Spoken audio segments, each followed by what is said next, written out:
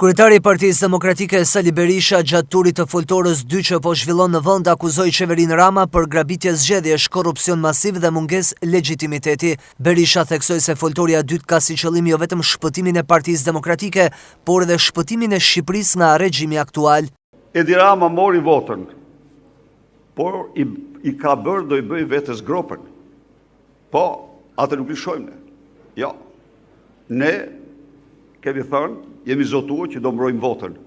Ne kemi faktur para botës dhe bota se ai ka marrë votën. Tani, ne nuk lëshojmë atë. Tani kemi çdo të drejtë legjitime për betejën tonë. Dhe sa ditë që rrinë pushtet, rrinë për shkak tonë, jam shumë dakord me ty. Sa i smeriton të qëndroj një ditë. Për sa i përket parlamentit, të garantoj që grupi parlamentar është i vendosur për të gjitha format e qëndresës. Betejën do ta fitojmë ne. Ne ai mendon se ne do e fitojmë. Por do e fitojmë kur secili nga ne të betohet që unë natë shesh do lak këpucët e mia, do shkoj çdo natë apo një herë 2 ditë apo si ta përcaktojmë gjërsa ta rrëzojmë atë. Ai do rrëzohet. Ai s'mund të qëndrojë më. Nuk mund të qëndrojë. Ai është nëpër masat e diktatorëve, e vjedhjes diktatorëve afrikanë, të Bokasës, Idi Aminit. Ekziston një rrëmbim i tmerrshëm tokash i Ergjys Agasit me dallandush e Bicin. Zyra e Ergjys Agasit o miq ishte si zyra e kryeministrit. Faleshin, shkonin ministra, shkonin gjykatës, shkonin prokuror, shkonin zyrtar të lartë, drejtues agjencisë tek ai aty. Do bëjmë analizë pa asnjë diskutim.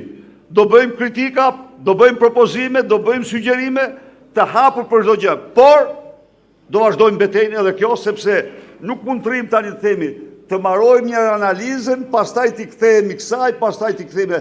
Jo, do t'i bëjmë të gjitha njëkohësisht. Kryedemokrati akuzoi me tonë të ashpra qeverinë për aferat korruptive duke përmendur rastin e zëvendës kryeministres Belinda Balluku. Berisha theksoi se Partia Demokratike mbetet forca kryesore opozitare në vend pas 35 vitesh, fal qëndresës, pranimit gabimeve dhe respektimit parimeve morale dhe ligjore. Ai deklaroi mëtej se opozita nuk do të përdorë dhunë, por do të njekë rrugën e protestave paqësore dhe qëndresës qytetare për largimin e qeverisë.